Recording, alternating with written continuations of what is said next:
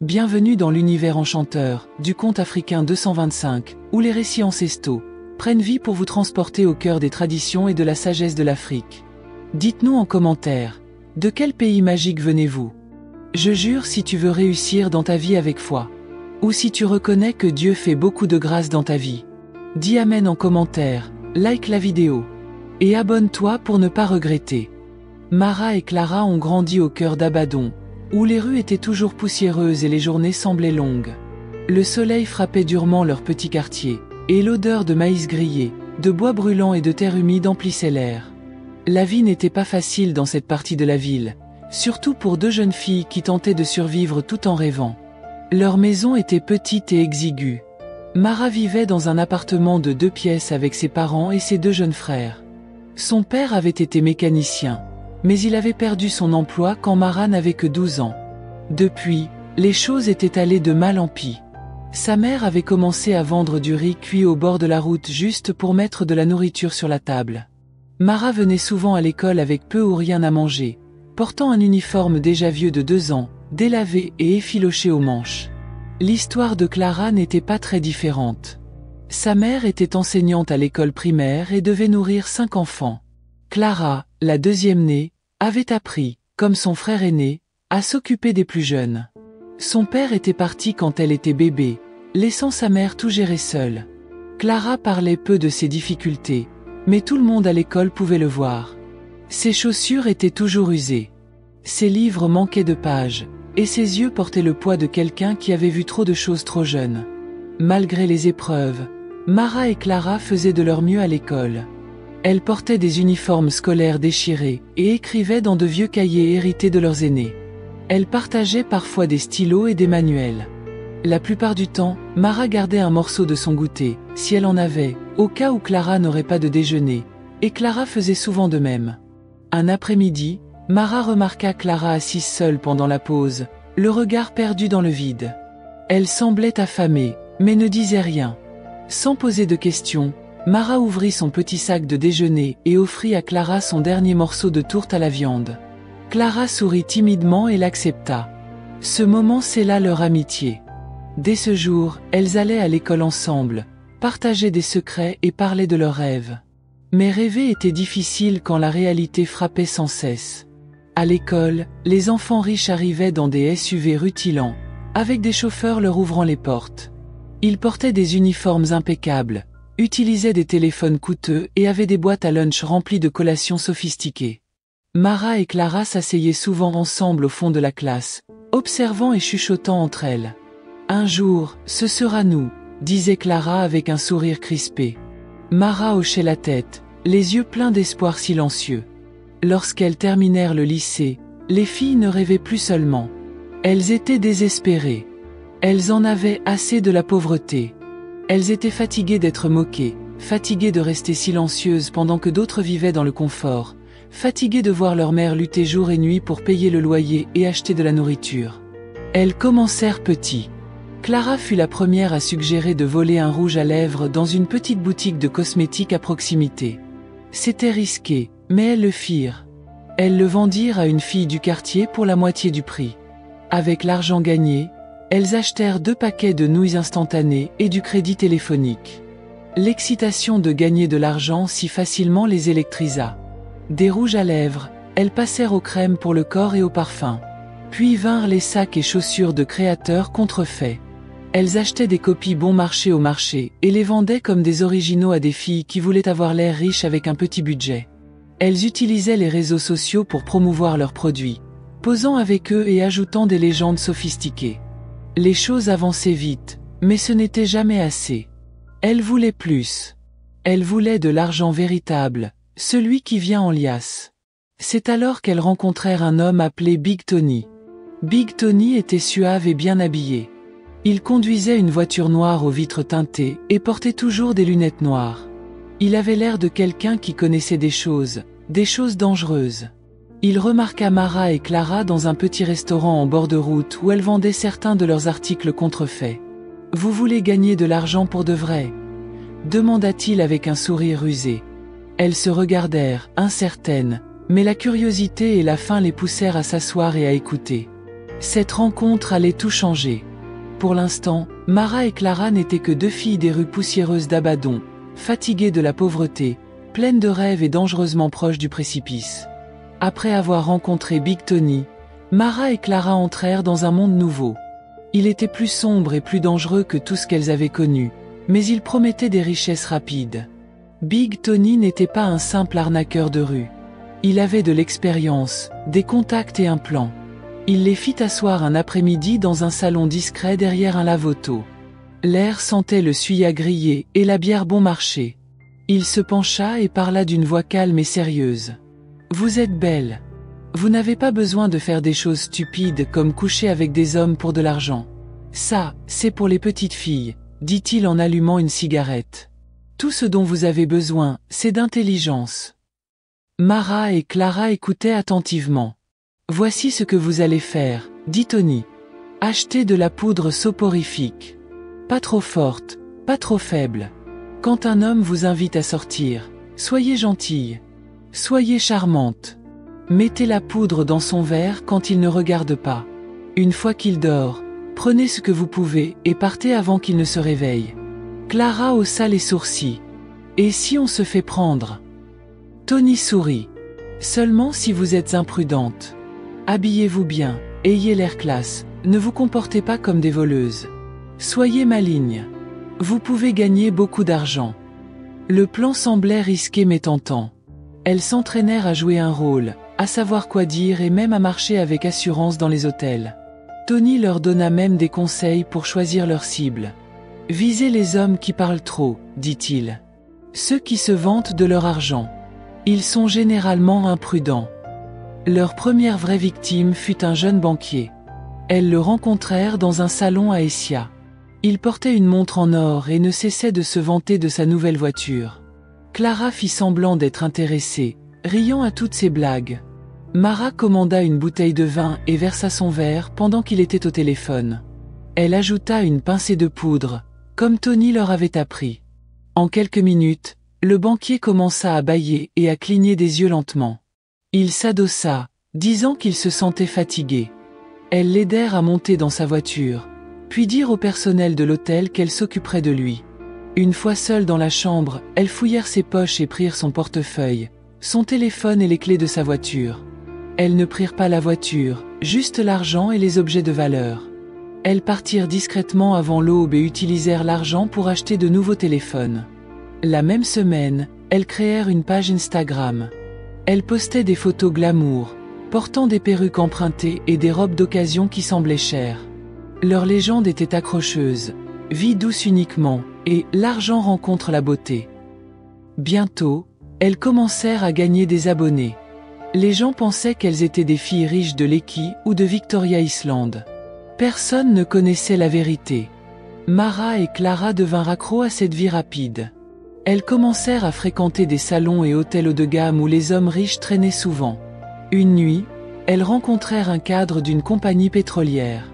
Il était plus âgé et sentait un parfum coûteux. Clara l'appela « Papa » et le fit se sentir jeune à nouveau. Il but 3 verres de vin et, lorsque la poudre fit effet, il ronflait comme un générateur. Elles prirent son portefeuille de créateur, une liasse de billets de $100 et sa montre coûteuse. Cette nuit-là, elles réservèrent une chambre d'hôtel et commandèrent un service d'étage. Poulet, vin et suya. Elles riaient et trinquaient à leur nouvelle vie. Une autre fois, elles s'en prirent à un politicien connu. Elle l'avait vu aux informations. Clara dansa avec lui dans un club pendant que Mara jouait la timide. Elles le suivirent jusqu'à sa suite d'hôtel. La même ruse fonctionna à nouveau. Elles repartirent avec sa montre Rolex et une liasse d'argent. Parfois, les choses manquaient de mal tourner. Une fois, un garde de sécurité de l'hôtel frappa à la porte pendant qu'elles étaient dans la chambre d'une victime. Clara se cacha rapidement dans la salle de bain pendant que Mara ouvrait la porte et jouait la confusion. « Mon oncle dort, dit-elle. Il boit trop. » Le garde hocha la tête et s'en alla. Une autre fois, elles durent sauter d'un balcon au 2e étage lorsque la poudre n'agit pas assez vite et que l'homme devint suspicieux. Elles atterrirent durement mais s'enfuirent tout de même pieds nus. Malgré ces incidents, la chance semblait les suivre. Leur page Instagram grandissait. Les gens commencèrent à les appeler les « reines scintillantes », à cause de leurs vêtements brillants et de leur style de vie glamour. Elles postaient des photos devant des piscines, tenant des coupes de champagne, prétendant être en vacances. Pour le monde extérieur, elles vivaient le rêve. Mais au fond d'elles, Mara et Clara savaient que leur nouvelle vie était construite sur des mensonges, du danger et des moments volés. Pourtant, elles continuaient, car une fois qu'on goûte à l'argent rapide, il est difficile de revenir en arrière. Pendant que Mara et Clara vivaient à 100 à l'heure et couraient après le luxe, une jeune femme nommée Anna menait une vie très différente. Elle vivait sur le continent avec sa mère dans un petit appartement d'une pièce. La pièce était exiguë et toujours chaude, mais c'était leur maison. Sa mère, une veuve discrète et travailleuse, avait élevé Anna seule depuis le décès de son père des années plus tôt. Chaque matin, Anna aidait sa mère à cuisiner et à vendre de la nourriture dans un stand au bord de la route. Elle vendait du riz, des haricots et de l'akara aux travailleurs en route vers l'arrêt de bus. Ce n'était pas grand-chose, mais cela les aidait à joindre les deux bouts. Après la ruée du matin, Anna nettoyait et se rendait dans une librairie à proximité où elle travaillait à temps partiel. La librairie n'était pas grande, mais elle était paisible. Elle sentait le vieux papier et l'encre. Anna aimait être entourée de livres. Elle aimait lire pendant les heures creuses et manipulait chaque livre avec soin. Elle n'était pas riche, mais elle était satisfaite de sa vie. Elle croyait en l'honnêteté et la gentillesse. Sa mère lui rappelait souvent « La vie rapide amène des ennuis rapides ». Anna suivait toujours le droit chemin. Un après-midi tranquille, la petite cloche au-dessus de la porte de la librairie tinta. Anna leva les yeux et vit Mara entrer. Elle l'avait vue sur Instagram auparavant, vêtue de vêtements chics, toujours posant dans des endroits élégants. Anna fut surprise de voir quelqu'un comme elle dans leur petite boutique. Mais Mara n'agissait pas de manière ostentatoire ce jour-là. Elle parlait doucement et souriait gentiment. Elle demanda des livres et recommanda même un livre qu'elle avait lu des années auparavant. Anna se surprit à apprécier la conversation. Mara parlait de la vie et des rêves d'une manière qui semblait authentique. Pour la première fois, Anna vit un autre côté d'elle. Au cours des semaines suivantes, Mara revint à la librairie à plusieurs reprises. Elle parlait de livres, de poésie et de choses simples. Anna commença à la considérer comme une amie, quelqu'un d'intéressant, peut-être même incompris. Mara ne parlait pas beaucoup de sa vie personnelle, mais Anna ne la poussait pas. Puis la Saint-Valentin approcha. Des affiches de fêtes et d'événements remplissaient les rues. En ligne, tout le monde parlait de grands spectacles et de soirées chics. Mara et Clara étaient occupées à planifier leur soirée. Clara plaisanta un après-midi. Les hommes riches sont encore plus généreux à la Saint-Valentin. On ne doit pas rater ça. Leur plan était audacieux. Elles voulaient assister à 5 fêtes haut de gamme en une seule nuit. Elles choisirent leurs robes et prirent rendez-vous pour leur maquillage. Ce devait être leur plus grande sortie à ce jour. 2 jours avant la Saint-Valentin, quelque chose d'inattendu se produisit. Mara et Clara reçurent une invitation privée pour une fête très exclusive. Elle se tenait dans une maison sur l'île, organisée par un homme puissant nommé Chef Damon. L'invitation venait d'un contact qu'elles avaient rencontré dans un hôtel des semaines plus tôt. Cela semblait excitant, plus chic que tout ce qu'elles avaient jamais fait. « Celle-ci est spéciale », dit Clara. « Seuls les gens importants y vont. » Alors qu'elle parlait de la fête, Mara pensa soudain à Anna. « Elle devrait venir avec nous », dit Mara. « Laissons-la profiter de quelque chose de différent pour une fois. » Clara sembla incertaine, mais hocha la tête. « Si elle veut venir, d'accord. » L'invitation à la fête de Chef Damon arriva sur une carte argentée avec une écriture élégante. Elle semblait différente, plus coûteuse, plus secrète et plus excitante que tout ce que Mara et Clara avaient reçu auparavant. Elles ne pouvaient s'arrêter d'en parler. « C'est le genre de fête où le vrai pouvoir se montre, » dit Clara. « On doit s'habiller pour impressionner. » Mara acquiesça, imaginant déjà les photos qu'elle posterait en ligne. Les tenues, le maquillage, les boissons, les hommes riches. Tout semblait être un rêve. Quand elles en parlèrent à Anna, elle sembla hésitante. « Allez !» l'encouragea Mara. « Tu travailles trop dur. Juste une nuit. Tu mérites de t'amuser aussi. » Anna se rappela les mots de sa mère. « La vie rapide amène des ennuis rapides. » Mais elle se souvint aussi de la gentillesse de Mara et du fait qu'elle n'avait jamais été invitée à une vraie fête auparavant. « D'accord, dit-elle doucement. Juste cette fois. » La nuit de la fête arriva. Les filles prirent un taxi pour se rendre sur l'île. La maison était immense, cachée derrière de hauts portails. L'extérieur était décoré de lumières rouges qui brillaient dans la nuit, et le son de la musique forte et des rires venait de l'intérieur.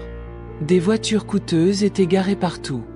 Des invités bien habillés entraient, certains portant des masques, d'autres tenant des verres de vin. Un garde à l'entrée vérifia leur invitation, puis ouvrit la porte. À l'intérieur, la maison était époustouflante. Des lustres scintillaient au plafond, et des pétales de rose étaient éparpillés sur le sol. Des serveurs en chemise blanche circulaient avec des plateaux de boissons. Tout semblait parfait. Pendant un moment, les filles oublièrent leurs soucis.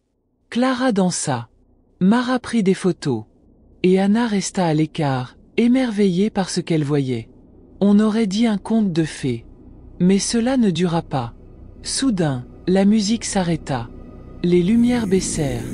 Avant qu'elle ne puisse réagir, des mains puissantes les saisirent par derrière. Des hommes en noir les traînèrent par une porte latérale et le long d'un couloir étroit. L'air devint froid et humide. Elles crièrent, mais personne ne vint à leur secours. Elles furent emmenées en bas d'un escalier en pierre jusqu'à un sous-sol caché. La pièce était sombre et étrange. Les murs étaient couverts de symboles peints en rouge. Certains ressemblaient à des serpents, d'autres à des visages tordus. Au centre de la pièce se dressait une statue dorée d'un serpent massif. Ses yeux semblaient briller dans la faible lumière, les observant. Le cœur d'Anna battait à tout rompre. Elle se tourna vers Mara, qui semblait aussi choquée qu'elle. Les mains de Clara tremblaient. Ce n'était pas une fête ordinaire. Puis la porte s'ouvrit à nouveau, et Chef Daemon entra. L'homme qui souriait et serrait des mains à l'étage avait disparu. Son visage était sérieux maintenant, sa voix basse et froide. « Vous pensez que la vie est un jeu ?» dit-il en s'approchant lentement d'elle. « Vous pensez que vous pouvez prendre aux autres et en rire. Mais tout le monde n'est pas faible. Tout le monde n'oublie pas. » Mara et Clara se regardèrent, confuses et terrifiées. Les jambes d'Anna flageolaient sous elle. « Ce soir, poursuivit Chef Daemon, vous payez. » Avant qu'elle ne puisse demander ce qu'il voulait dire, la porte s'ouvrit encore. Cette fois, un groupe d'hommes entra. Leurs cheveux étaient en désordre, leurs yeux écarquillés par la folie. Certains riaient bruyamment sans raison. D'autres fixaient en silence, la bouche tordue en d'étranges sourires. Ils semblaient avoir perdu la raison. Anna recula. Mara murmura « Qu'est-ce que c'est ?» Mais aucune réponse ne vint. Les hommes fous s'approchèrent, leur rire devenant plus fort. La magie de la maison avait disparu. Tout ce qui restait maintenant était la peur.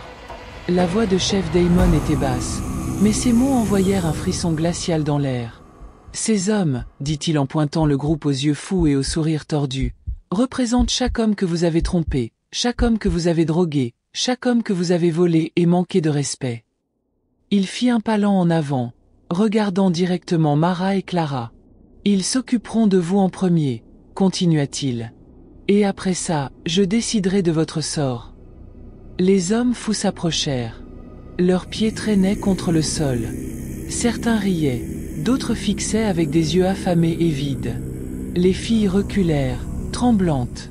L'un des gardes aboya un ordre. « Enlevez vos vêtements. » Mara et Clara restèrent figées. La bouche d'Anna s'ouvrit de choc. Elle ne pouvait pas bouger. Sa voix se brisa alors qu'elle commençait à parler. « S'il vous plaît, supplia-t-elle, la voix tremblante. S'il vous plaît, je n'ai rien fait. Je n'ai jamais fait ce qu'elles ont fait. Je ne suis venue ici que parce qu'elles me l'ont demandé. Laissez-moi partir. » Avant qu'elle ne puisse finir, l'un des gardes la gifla violemment au visage. Le bruit résonna dans le sous-sol. Anna tomba au sol, tenant sa joue, les larmes coulant de ses yeux. Les hommes fous se précipitèrent en avant, riant sauvagement. Ce qui suivit était quelque chose que les filles n'auraient jamais imaginé. Il n'y avait pas de mots pour la douleur et l'horreur qui remplissaient la pièce. Les trois étaient impuissantes. Personne ne vint à leur secours. Personne n'entendait leurs cris. Le temps semblait s'arrêter. Quand ce fut fini, Les hommes fous furent conduits dehors, leur rire malade résonnant encore dans l'air. La pièce tomba dans un silence lourd. Chef Daemon revint, tenant maintenant quelque chose de long et lourd dans ses bras. En s'approchant, les filles virent ce que c'était, et la peur envahit leur visage. Un serpent géant. Il était vivant et se déplaçait lentement dans ses bras. Il était plus long que n'importe quel serpent qu'elles avaient vu, épais, fort, et couvert d'écailles noires et brillantes qui scintillaient sous la lumière des bougies. Sa langue sortait et rentrait, et ses yeux semblaient froids et mortels. « Vous resterez ici, » dit Chef Daemon en posant le serpent doucement. « Avec cette créature. » Il regarda autour de la pièce et sourit légèrement. « Il pourrait vous avaler. Ou peut-être pas. Peut-être qu'il appréciera juste votre compagnie. Dans tous les cas, j'ai fait mon sacrifice. » Il fit un signe. Les gardes s'approchèrent à nouveau des filles. Un clic sonore résonna lorsque la lourde porte fut fermée et verrouillée derrière eux. Elles étaient maintenant seules avec le serpent. Pendant quelques secondes, personne ne bougea. Puis le serpent leva lentement la tête et commença à glisser sur le sol. Les bougies vacillèrent à son passage. Mara recula. Clara saisit son bras. Leur respiration était rapide et bruyante. Les gardes dehors tournaient le dos, discutant entre eux. Les filles virent une petite chance. Sans réfléchir, Mara et Clara saisirent Anna. Elles la poussèrent violemment vers le serpent et se précipitèrent vers la porte. Anna trébucha et tomba, atterrissant près de la queue du serpent. Son corps se figea de peur alors que le serpent sentit le mouvement. Son corps se tordit. En un mouvement fluide, il se tourna et glissa vers elle. Anna cria, mais la porte était trop épaisse, sa voix trop faible. Le serpent s'enroula autour de ses jambes, puis de sa taille. Elle se débattit, pleura et supplia, mais le serpent s'en moquait. En quelques secondes, il commença à ouvrir sa large bouche. Ses mâchoires s'étirèrent loin, et sa langue jaillit à nouveau. « Non, s'il vous plaît » cria Anna, mais personne ne vint. Ses jambes disparurent d'abord, puis sa taille. Ses bras s'agitèrent, cherchant quelque chose à quoi s'accrocher, mais ne trouvèrent rien. La lumière des bougies vacilla, et puis son visage disparut dans la bouche du serpent. Silence. Le serpent se déplaçait lentement, son corps s'étirant alors qu'il avalait. Sa peau luisait de sueur et de lumière de bougie. La pièce semblait plus froide. Mara et Clara ne s'arrêtèrent pas pour regarder en arrière. Elles ne se soucièrent pas de savoir si Anna avait survécu. Leur seul objectif était de sortir. Leur trahison fut rapide, sans cœur. Elles avaient fait leur choix, mais le serpent n'en avait pas fini. Les jambes de Mara bougeaient plus vite que jamais. Son cœur battait comme un tambour dans sa poitrine alors qu'elle courait à travers le long couloir de la maison de Chef Daemon. Les lumières rouges, autrefois belles, clignotaient maintenant comme des avertissements. Les murs autrefois luxueux semblaient se refermer sur elle. Chaque pas résonnait dans ses oreilles, la poussant en avant. Elle pouvait voir la grande porte au bout du chemin. Elle était grande ouverte, comme pour l'inviter à échapper à l'horreur derrière. L'air froid de la nuit soufflait à travers le couloir, frappant son visage comme une gifle de réalité. Clara était juste à côté d'elle, respirant fort, tenant sa robe déchirée pour courir plus vite.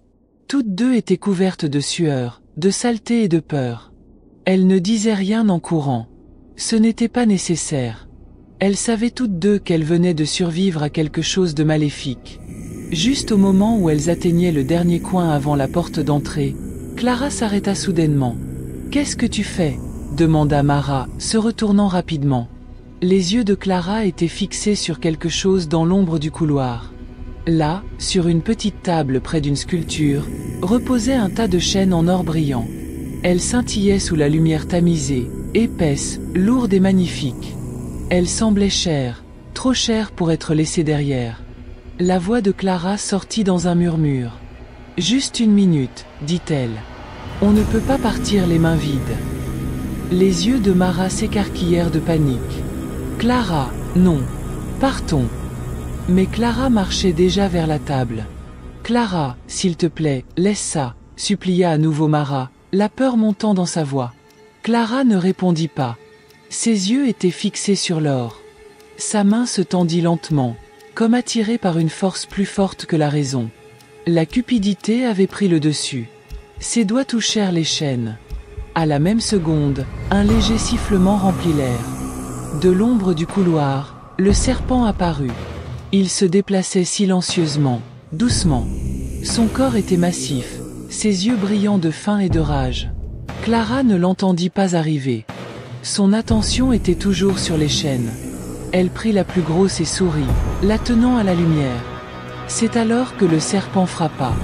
Il se déplaça vite, trop vite. Sa tête jaillit en avant et mordit sa jambe droite avec force. Clara poussa un cri perçant. Elle lâcha la chaîne et tomba au sol. Le sang coulait le long de sa jambe. Le serpent ne s'arrêta pas. Il s'enroula autour de son corps comme une corde, se resserrant à chaque seconde. Les cris de Clara résonnèrent dans le hall. Ses os craquèrent bruyamment. Elle essaya de le repousser, mais il était trop fort. « À l'aide !» cria-t-elle, sa voix pleine de douleur et de terreur. Mara entendit le cri. Elle se retourna à la porte et vit tout, mais elle ne bougea pas. Ses yeux se remplirent de larmes. Son corps se figea un instant, puis se tourna vers la porte ouverte. Elle trébucha en avant. Son pied heurta le bord de la marche et elle tomba, atterrissant durement sur ses genoux, mais elle ne s'arrêta pas. Elle se releva rapidement et courut à nouveau. Elle ne savait pas ce qui était arrivé à Clara après cela. Elle ne savait pas si le serpent l'avait complètement écrasée ou s'il l'avait avalée comme Anna. Elle ne regarda pas en arrière. L'air dehors était froid et sentait l'herbe humide et quelque chose de pire, la mort. Les sons de la maison s'estompèrent derrière elle alors qu'elle courait dans l'obscurité. Elle continua à courir. L'or, le glamour, la fête, tout avait disparu. Tout ce qui restait était la peur, la douleur et le lourd poids de la trahison. Mara s'était échappée, mais quelque chose en elle savait qu'elle ne serait jamais vraiment libre. La rue dehors était calme, presque trop calme. L'air de la nuit était frais, mais le corps de Mara était chaud et lourd. Sa robe déchirée flottait dans le vent comme un vieux rideau. Ses pieds étaient sales, ses genoux éraflés, et ses mains tremblaient à ses côtés. Elle continuait à marcher, ne sachant pas où elle allait. Son cœur battait dans sa poitrine, et sa tête semblait remplie de fumée. Chaque bruit la faisait sursauter. Chaque ombre ressemblait à un serpent. Chaque silence criait plus fort que n'importe quel bruit qu'elle avait jamais entendu. Mara marcha sans but pendant ce qui lui sembla des heures. Ses jambes étaient faibles. Sa gorge était sèche. Le monde semblait étrange, comme si elle était sortie d'une vie pour entrer dans une autre, une qu'elle ne comprenait pas. Son esprit ne cessait de tout rejouer. Les cris, les yeux brillants, la morsure aiguë, la façon dont Clara avait ignoré son avertissement, et le visage terrifié d'Anna. Elle avait voulu une vie meilleure. Elle avait voulu de l'argent, de la gloire et de l'attention. Mais maintenant, tout cela semblait dénué de sens. Le maquillage avait fondu sur son visage. Ses cheveux sophistiqués étaient maintenant emmêlés et sauvages. Ses chaussures avaient disparu depuis longtemps, et la seule chose qui lui restait était la peur. Quand le ciel commença à changer de couleur et que la première lumière de l'aube apparut, Mara se retrouva près d'une petite boutique en bord de route. Le banc dehors était vide. Ses jambes cédèrent sous elle, et elle s'effondra dessus sans un mot. Une vieille femme avec un balai balayait devant la boutique. Elle s'arrêta quand elle vit Mara. « Ma chère, que t'est-il arrivé ?» demanda la femme d'une voix douce, s'approchant. Mara ne pouvait pas répondre. Ses lèvres bougèrent, mais aucun son ne sortit. Ses mains tremblaient encore. Ses yeux semblaient vides. La femme la regarda, puis retourna à l'intérieur et revint avec un verre d'eau. « Tiens, bois », dit-elle doucement. Mara prit le verre à deux mains, renversant un peu en le portant à ses lèvres. L'eau avait un goût de sécurité. Elle était froide et réelle. La femme s'assit à côté d'elle. Elle ne posa plus de questions. Elle resta simplement en silence. Mara fixait l'horizon. Son esprit était submergé de pensées. Elle voulait raconter à quelqu'un ce qui s'était passé. Elle voulait crier à propos du serpent, de l'erreur de Clara, du cri d'Anna pour demander de l'aide. Mais qui la croirait? Si elle allait à la police et parlait d'une fête secrète, d'un fou et d'un serpent de la taille d'un arbre, il rirait. Ou pire, il pourrait l'arrêter pour vol. Après tout, elle avait volé. Elle avait menti. Elle avait aidé à tromper et à droguer des hommes. Et maintenant, elle avait vu deux filles, l'une son amie, l'autre une âme innocente, payait le prix. La honte pesait sur sa poitrine comme une pierre. Son passé était lourd. Ses choix, autrefois si excitants, ressemblaient maintenant à des chaînes enroulées autour d'elle. Les gens commençaient à passer. Un homme vendant du pain poussait sa charrette et salua la vieille femme. Des enfants passaient en uniforme scolaire. Une femme portant des tomates dans un plateau sourit poliment. Personne ne remarqua Mara. Personne ne vit la douleur dans ses yeux. Ils passaient simplement, vivant leur vie normale pendant qu'elle restait assise là avec des souvenirs trop sombres pour être partagés. Ses larmes coulèrent à nouveau, lentes et silencieuses. Elle les essuya avec le dos de sa main, mais elle continuait à venir. Elle n'avait pas besoin d'un miroir pour savoir qu'elle semblait brisée. À l'intérieur d'elle, une voix murmurait la vérité qu'elle ne voulait pas entendre. C'est ce que la cupidité apporte. Elle avait couru après la richesse par des mensonges et des raccourcis, et cela l'avait menée dans la gueule des ténèbres. Elle avait perdu plus que sa beauté, plus que sa fierté. Elle avait perdu sa paix, et certaines pertes ne guérissent jamais. Mara resta sur ce banc longtemps après que le soleil se soit levé. Son visage fixait la route, ses pensées perdues dans tout ce qu'elle ne pouvait oublier. Aucun collier en or, aucune gloire sur Instagram, aucun argent volé ne pourrait jamais effacer ce qu'elle avait vu. Elle était entrée dans un monde d'ombres, et certaines ombres ne s'effacent jamais.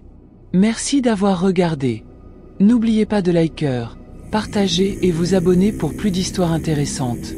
La prochaine fois, je vais prendre le nom des barbares et des absents.